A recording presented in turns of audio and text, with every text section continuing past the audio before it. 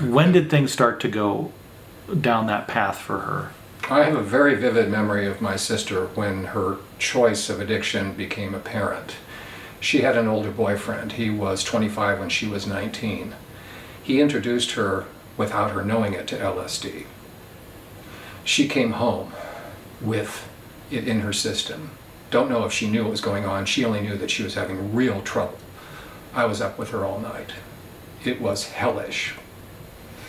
She was never the same. Never the same. There was a sparkle that went out of her eyes that night. So after that, I would just say for the next 25 years, her addiction was fed. She drank, she did marijuana, mostly she drank.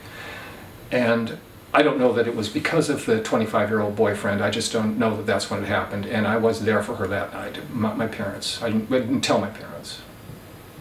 I never told my parents.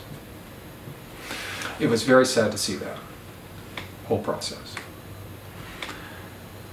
From that night, you said 25 years. I mean, lots of ups and downs in there. Yeah. Kind of how quickly did you notice the addiction just take hold? I mean, you said you could notice a change right away, but... Okay. I didn't necessarily know that my sister's addiction was taking over in her early years, say 19 to say 26 or 30, but what I did know, without any book learning, was that there were some mental health things going on. Primarily because Laura would need to go to Damish, and she'd be there for a while, and I would be the visitor. I would be the one who saw her.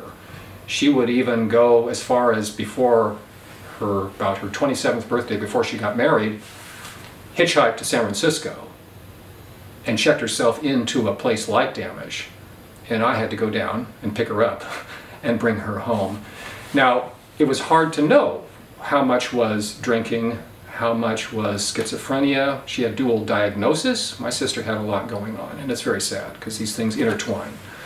So I don't know about the addiction so much, but I know that she fed it because I know from her speech and when I would talk to her and some of her behavior that it was fueled by liquor.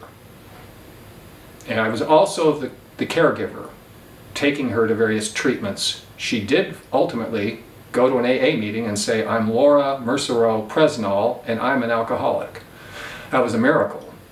6 months later, she was dead.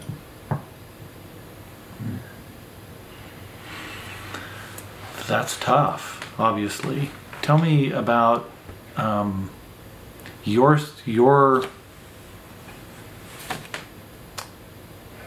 connection to that, but how did that affect you to watch your sister to go through all this? Watching my sister in late-stage alcoholism and still dealing with her mental health issues, primarily schizophrenia, was like watching a slow suicide. And at some level I didn't know it, and at some level I did. So I was very saddened. I only knew one thing, which was I had to keep the lines of communication, even if she yelled at me.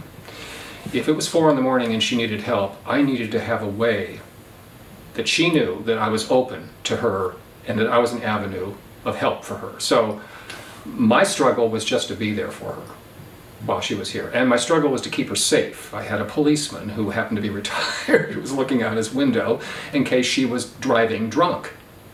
I got a psychiatrist. She didn't see anybody for a couple of years. I got one that she liked, and he would see her. I wrote a letter of concern a year before she died to her psychiatrist. He spoke to me through his office administrator, in essence saying there wasn't a whole lot he could do. But I looked out for my sister as best I could, and I looked out for me as best I could. And to speak to that after she died, it took some time, but I was interviewed by Margie Boulay. I was able to talk about her story and process it. By this point, I had written some music. I'm a musician and I'm a composer, so I did a CD. That got some of the grief out. I was interviewed 5 years later by the Tribune's Todd Murphy. That got some more grief out. And miraculously, there was a nice picture they took, and I wanted that picture for it to start a website, and I wasn't able to secure it, so I just went and had one taken of myself. That's what started the website. The website began to help me heal a bit because I wanted people to know Laura's story. By this point we had articles and we could put some material on the website. And so the most important decision that I made about the website was one of accountability. I put a counter on it that put ownership of whatever happened with me, with God's help. Because if I only had 10 people coming to my greetings page, I'd know it. And if I didn't put up the counter, this is before analytics, by the way, so I didn't even know about that, I wouldn't know. And I'm very proud to say that we've now had 22,000 people plus come to the greetings page. And analytics tell me that we've had 100,000 web page views in 9 years. We're coming up on our 9th anniversary for the Laura website. I'm very proud, especially because it's not drive-by stuff, it's 2 minutes average. And we have 262 children who pledge to honor their minds, bodies, and spirits without drugs or alcohol. And there's much study, especially championed by Joseph Califano Jr. through Columbia University, that says that's proactive. That means you're probably not going to become addicted. For those in recovery, we have 1,026 champions. We celebrate 15,755 years. Our mission at the website is simple. It's to make Laura's memory matter. That stuff does. The first one is the most important to me, Maslow, which is sobriety pledges. The second one is the second most important thing to me, which is supporting recovery. It's offering hope and help any way I can while still being serene.